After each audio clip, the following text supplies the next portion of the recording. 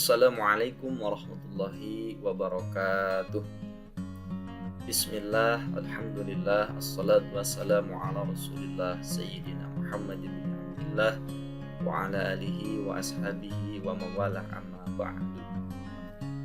Anak-anakku yang soleh dan solehah, pertama-tama marilah kita bersyukur kepada Allah Subhanahu wa ta'ala atas segala nikmat yang Allah karuniakan kepada kita semua, sehingga sampai saat ini kita masih diberikan kesempatan oleh Allah untuk melaksanakan salah satu rutinitas kewajiban kita, yaitu melaksanakan proses belajar, yang mana kita ketahui bersama bahwa belajar ini kita tidak mengenal waktu, tidak mengenal usia. Selama kita hidup di muka bumi ini, maka kewajiban belajar melekat pada kita semua. Nah, anakku yang soleh dan solehah, pada pertemuan kali ini alhamdulillah kita masuk pada pertemuan yang ke-6 ya, pada hari Rabu tanggal 17 Februari 2021, masih dalam mata pelajaran ilmu tajwid kelas 8, dan kita masuk di jam pertama sekarang, jam 7.30 sampai jam 8.10. Baik anak-anakku, sebelum kita memulai pembelajaran lebih jauh, mari kita awali dengan doa qabla ta'lim bersama-sama. Silahkan kalian di rumah berdoa pula ya. Kita berdoa sekarang. Bismillahirrahmanirrahim. Allahumma aftah alaina hikmataka wansur alaina min khazaini rahmatika ya arhamar rahimin. Allahumma nawwir qalbi binuri hidayatika kama nawwartal ardu binuri syamsika abadan abada birahmatika ya arhamar rahimin. Rabbi zidni ilman warzuqni fahman wa amalan sholihan mutaqabbala. Amin. Amin ya mujibas sa'ilin. Semoga dengan diawali doa qabla ta'lim ini, khususnya aktivitas kita sekarang, selalu ada dalam ridho Allah Subhanahu wa ta'ala. Kita lanjut. Oke. Anak-anak, sebelum kita masuk kepada pokok pembahasan, silahkan Bapak menghimbau kepada kalian semua, sebelum melanjutkan video pembelajaran ini, kalian bisa pause dulu ya untuk mengisi absensi pada link absensi khusus yang Bapak share di grup WA pembelajaran. Nah, silahkan, jadi jangan lupa, sekali lagi Bapak himbau semuanya untuk mengisi absensi terlebih dahulu. Nah, kalau sudah, bisa kalian lanjut video pembelajarannya, dan sekarang kita masuk kepada pokok pembahasan. Nah, hari ini kita akan masuk kepada pokok pembahasan yang baru, yaitu berkaitan dengan salah satu hukum di dalam ilmu tajwid, yaitu qalqalah. Minggu lalu kita sudah membahas tentang hukum mim bersukun. Mohon maaf, hukum lam lalah. Nah, sekarang kita masuk kepada pembahasan qalqalah. Silakan sebelum Bapak lanjut, kalian fokus, nanti penjelasan Bapak ini pahami dengan baik, dan kalau perlu catat ya, ambil poin-poin penting yang Bapak jelaskan pada video pembelajaran kali ini. Baik anak-anakku yang soleh dan solehah, pertama tentu kita harus mengetahui ya arti atau makna daripada qalqalah itu sendiri.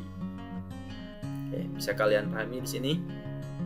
Qalqalah ini secara bahasa artinya at-taharruku wal idgham. Itu pengertian secara bahasa yang berarti bergerak dan gemetar. Nah, kemudian secara istilah qalqalah itu adalah sautun zaidun qawiyun jahriyun yahdusu fi makhrajil harfis sakini ba'da dhaghtihi, yaitu suara tambahan, maksudnya suara pantulan yang kuat dan jelas yang terjadi pada huruf yang bersukun setelah menekan pada makhraj huruf tersebut. Ya. Nah, itu pengertian qalqalah secara bahasa maupun secara istilah. Nah, nanti kita perjelas ya pengertian ini dengan contoh ya, dengan pemahaman-pemahaman yang lain. Dan kita lanjut kepada slide berikutnya.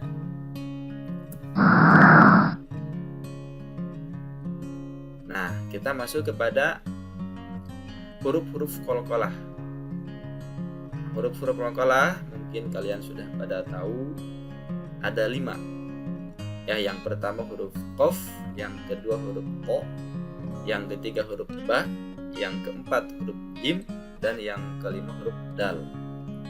5 huruf ini terkumpul dalam satu kalimat kut bujadin. Nah, ini untuk menghafal, mengingat kalian huruf qalqalah itu apa saja. Atau terkumpul dalam kalimat baju di toko. Nah, itu silahkan kalian. Yang penting kalian mengingat ini, baik dengan mengingat kalimat kut bujadin atau baju di toko. Yang jelas itulah huruf qalqalah. Kemudian sampai di sini kalian pahami ya. Kita lanjut. Nah, sekarang kita masuk kepada pembagian qalqalah. Sebagaimana kita pahami bersama, di dalam ilmu tajwid qalqalah ini terbagi menjadi 2. Yang pertama qalqalah sughra, yang kedua qalqalah kubra. Oke, kita bahas satu persatu. Yang pertama qalqalah sughra, ya, 2 kata ya, tersusun dari 2 kata qalqalah dan sughra. Pertama, sughra itu sendiri artinya secara bahasa adalah kecil. Ya, sughra itu kecil. Nah, sementara qalqalah sughra diartikan fa in kana sukunuha asliyan fahiya sughra. Jika huruf qalqalah bertanda sukun asli, maka ia dinamakan qalqalah sughra. Ya. Kemudian dalam kitab Al-Qaulus Sadid dijelaskan pula berkaitan dengan pengertian qalqalah sughra, yaitu fama sakana minha fi wastil kalimati yusamma qalqalatus sughra. Apabila huruf qalqalah tersebut bersukun di tengah kalimat, maka itu dinamakan qalqalah sughra. Nah, ini pengertian, 2 pengertian ya yang bisa kita pahami bersama berkaitan dengan qalqalah sughra. Nah, sehingga dari 2 pengertian tersebut bisa kita simpulkan bahwa qalqalah sughra ini terjadi pada 2 kondisi atau 2 keadaan. Yaitu yang pertama, huruf qalqalah itu harus bersukun asli. Ya. Maksudnya bukan sukunnya itu bukan aridi, bukan karena ada sebab, tapi asalnya memang sukun. Nah, kemudian yang kedua, qalqalah sughra ini terjadi apabila huruf qalqalah bersukun itu di tengah kalimat. Ya. Nah, itu berkaitan dengan qalqalah sughra. Nanti kita perjelas dengan contoh ya, teori-teori ini. Nanti kita cocokkan, kita sesuaikan teori berkaitan dengan qalqalah sughra dengan contoh. Sekarang kita lanjut ke pembahasan qalqalah kubra. Ya. Kubra artinya besar. Ya, secara bahasa. Kalau tadi sughra kecil, kubra itu besar. Nah, kemudian qalqalah kubra artinya apa? Di sini kita bisa lihat ya. In kana sukunuha 'aridan fil waqfi fahiya kubra. Jadi ini bertolak belakang dengan sughra. Kalau tadi sukunnya itu asli, sekarang mah sukunnya aridi. Ya, in kana sukunuha aridon, jika huruf qalqalahnya bersukun aridi, ya karena diwakafkan. Jadi aridi itu ada sebab tertentu, itu diwakafkan. Di mana fil waqfi maka ini dinamakan qalqalah kubro, ya, di akhir kalimat.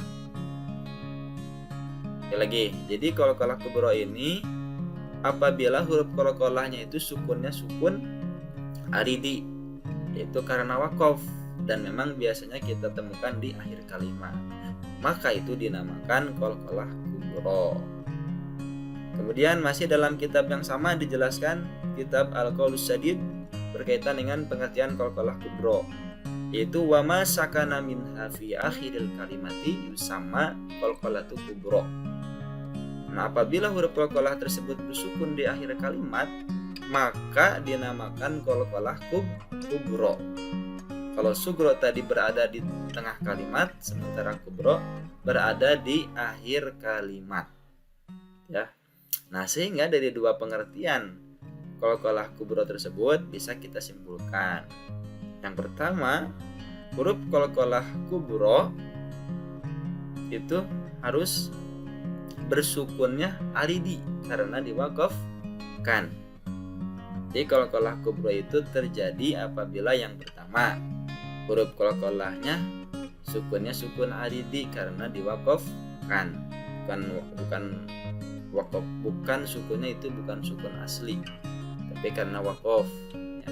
Dan yang kedua, huruf qalqalah itu bersukun di akhir kalimat, ya. Itu berkaitan dengan qalqalah kubro.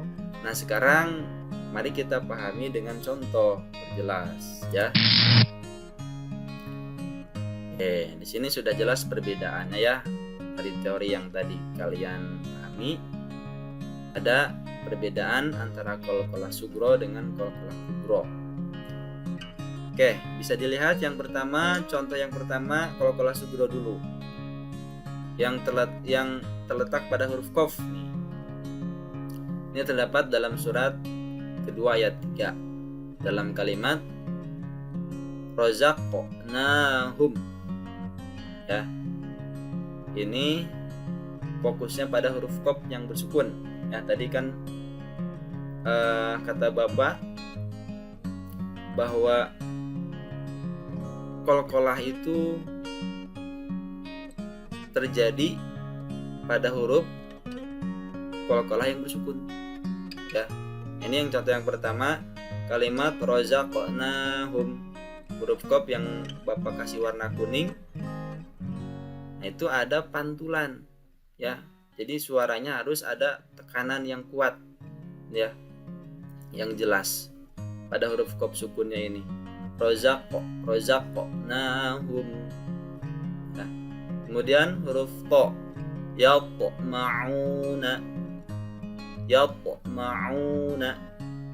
Jadi ada pantulan bunyi huruf to yang sukun. Tidak seperti ini, yatma'una, tidak begitu, ya. Harus ada pantulan suara. Kemudian huruf ba-nya hablun, tidak hablun tapi hablun, ya, ada pantulan suara. Masuk jim, mujrimuna, tapi jangan sampai ketukar makhrajnya dengan zai, muz, tidak ada suara mengalir, ya, muz. Justru jim ini memantul suaranya, mujrimuna. Nah, kemudian yang terakhir huruf dal, yadkhuluna, sama, pada huruf dal sukunnya itu ada pantulan, yadkhuluna, tidak yadkhuluna.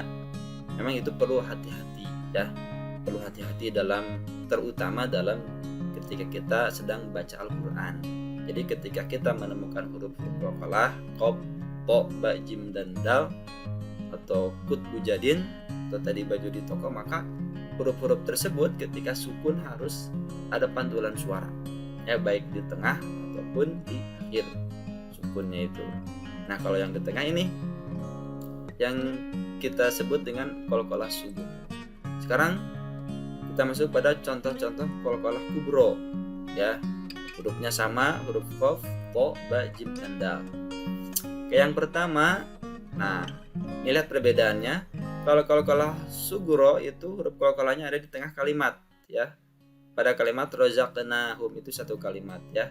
Pada kalimat rozaqna, asal katanya rozaqo ini. Nah, sementara qalqalah kubro itu huruf qalqalahnya ada di akhir kalimat, ya. Nah, ini harokat aslinya tidak sukun, ya. Harokat aslinya tidak sukun, tetapi berharokat fathah. Nah, karena tadi kan kata Bapak di awal berkaitan dengan pengertian qalqalah kubro, ada dua kondisi. Yang pertama, sukunnya itu bukan asli, tapi karena ada sebab yaitu diwakafkan, yang disebut sukunnya aridi. Ini maksudnya. Jadi memang asalnya kata ma khalaq itu tidak sukun asli tapi fathah. Nah, karena diberhentikan atau diwakafkan maka menjadi sukun, dan itu termasuk hukum qalqalah juga, ada pantulan suara. Seperti contoh ini, ma khalaq, ya, ma khalaq. Kemudian yang huruf to sama, asalnya muhitun, ya, tidak sukun asli, ya. Tidak sukun asli tapi berharokat dhammatain. Tapi karena kita dalam membacanya kita berhenti di kalimat ini, maka harus disukunkan sehingga ada pantulan muhit. Kemudian huruf ba sama, ya.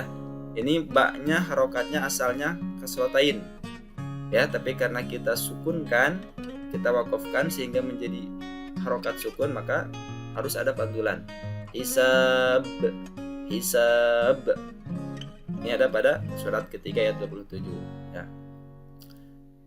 Termasuk huruf jim. Ini kita bisa lihat huruf jim asalnya itu tidak sukun tapi harokatnya kasroh, tapi kita wakafkan sehingga menjadi sukun dan harus ada pantulan. Al-ma'arij, ya, al-ma'arij. Dan yang terakhir huruf dal sama, ini harokat aslinya bukan sukun tapi dhammatain, lasyadidun. Nah, karena kita berhentikan, ya, karena ini di akhir kalimat, maka berubah menjadi sukun. Cara bacanya disukunkan dan harus ada pantulan. Lasyadid. Nah, ujungnya itu ada pantulan suara, lasyadid.